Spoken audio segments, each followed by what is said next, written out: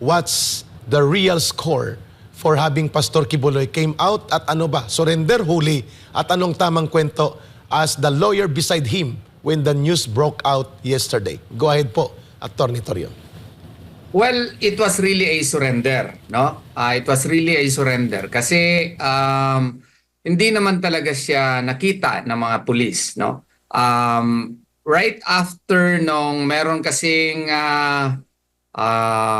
text message from a high police officer na gloves off na daw at kung sino mang haharang, dadakpin. Ako, meron nang designated na police officer na dadakpin, no? Worried si Pastor noon because he did not want the situation really to escalate. And he wanted to check on his people and whether ito version lang talaga ito sa katotohanan, ha, na he had to check on his people. So galing sa bundok, no, whether you believe it or not, pumasok siya ulit dun sa compound to check on his followers, and he informed them, no, na he has to surrender, this has to end, no, and ang kapakanan daw ng kanyang mga miyembro ang pinaka-importante, no, and he even checked on his people. Kaya yung sabi ni General Torre na nandyan lang yan si Pastor, naglalakad-lakad lang yan, hindi yun totoo until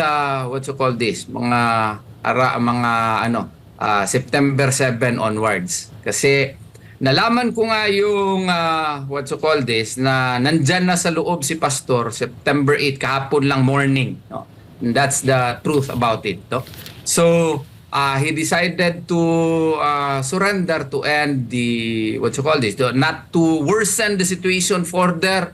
May namatay na, marami nang nasugatan, yung kanyang cathedral na desecrate na, yung GMC na turn into a mining operation na, no? Marami nang mga sasakyan ng affiliate companies at maski walang kinalaman na confiscate na, no? So sabi niya, this has to end, and he had to explain to his leaders, no? So yun, it was really a surrender. Hindi po yung, maski naman po yung PNP ay nag-acknowledge po niyan, no? We operationalized yung na pag-usapan namin kasi ang tumulong talaga namin noon, no? At saka hanggang ngayon si General Silo, no? And yung mga mga sabi niya sa amin, no?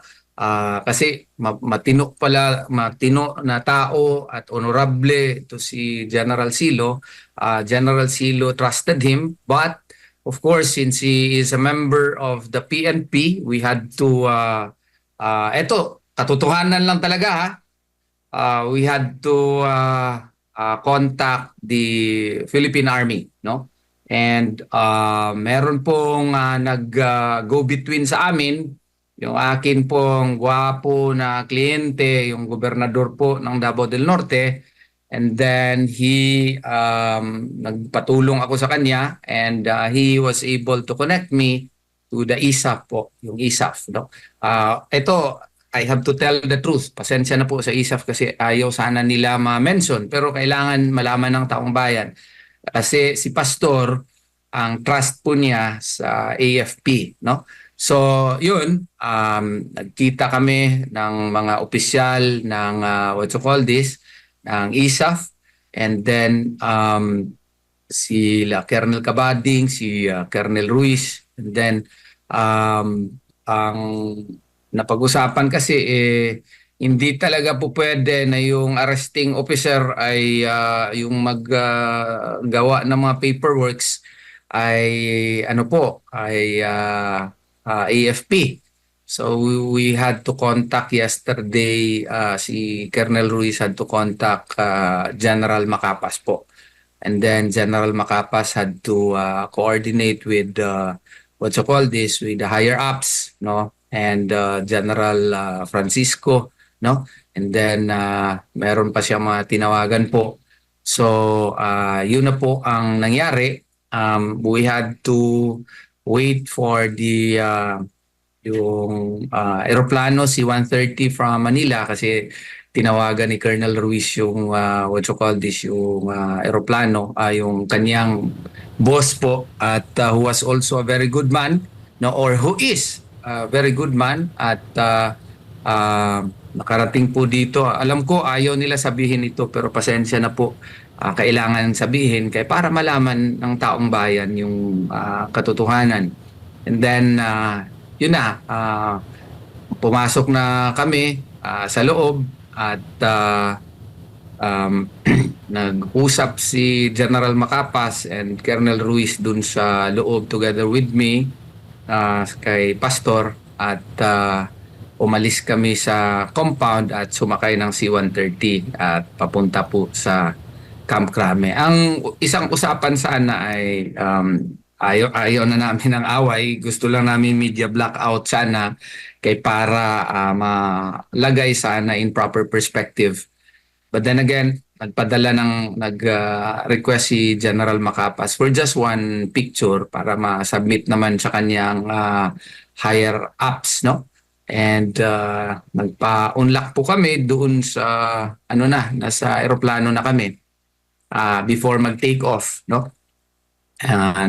Isang picture lang. So pinadala ni General Macapas sa kanyang head po, no?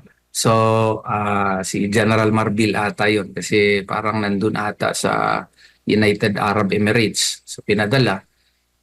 So while while we were about to take off, nakapagkatabi kasi kami ni Pastor, nakapag-usap kami, and yun nga, sinabi niya, hindi ko na talaga matiis yung kanyang mga miyembro sa kanilang mga sufferings, and he did not want the lawless violence to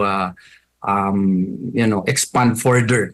And he wanted to end it, and he wanted to do the ultimate sacrifice. So after September 7, no, I don't know how he did it. Pumasok siya doon, and then he met his he met his leaders, no. So as to how he did it, hindi na ako nagtanong po kasi hindi kami makipag-usap masyado kay nasa gilid ko si General Macapas, no. Sunod kasi kami naka sit down po doon sa malaking C-130. First time ko po sakay ng C-130.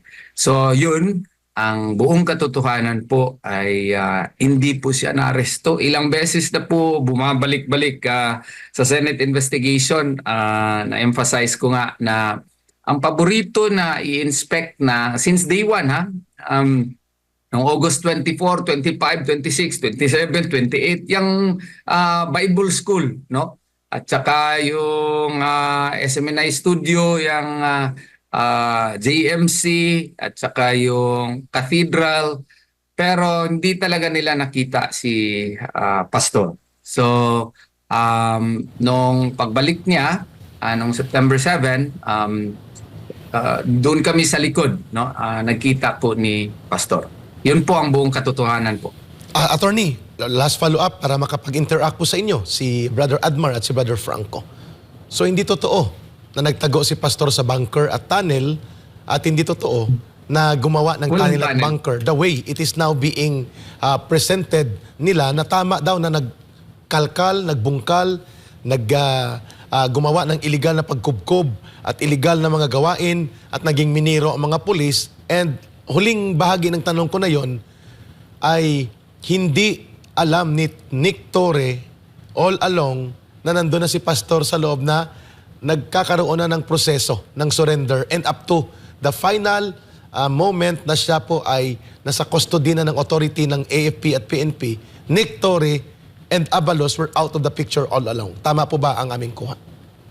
Ayun po ang katotohanan, no? Kasi kung sasabihin niya na ang totoo talaga, maski nga nung nag-uusap na kami ng ISAP at saka ni General Macapas, no?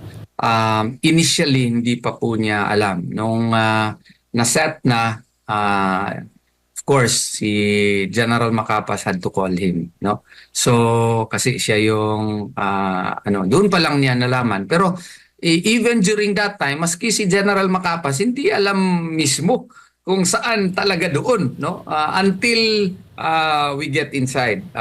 Honestly, hindi ko rin talaga alam kung saan mismo doon sa compound, kasi yesterday morning ko lang nalaman na nandun siya sa compound, and nagbalik siya doon sa compound, and si General Macapa, si Colonel Ruiz, no, nandun lang sa Anipay, no, hindi namin alam yung specific location niya.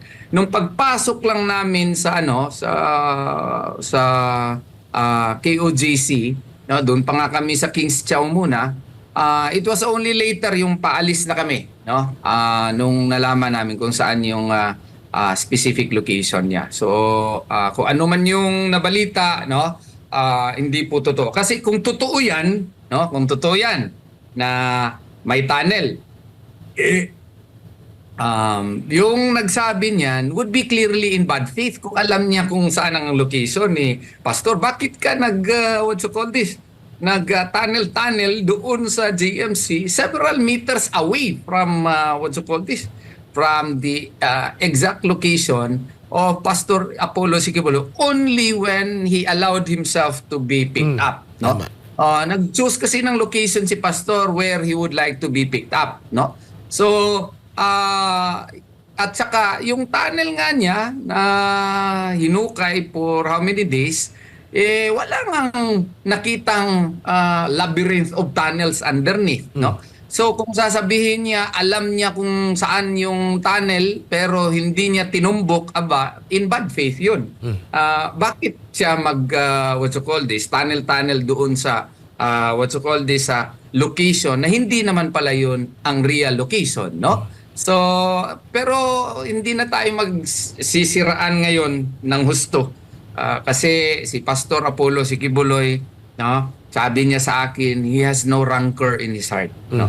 Wala siyang rancor, wala siyang galit sa kanyang puso, no. Ang kanyang gusto lamang is of course justice, no. Ano man 'yan ibig sabihin, na di siya galit, pero kung sino yung sino yung may mga kasalanan, let justice have its course. So, yun ang kanyang sabi po sa akin. Thank you, Attorney.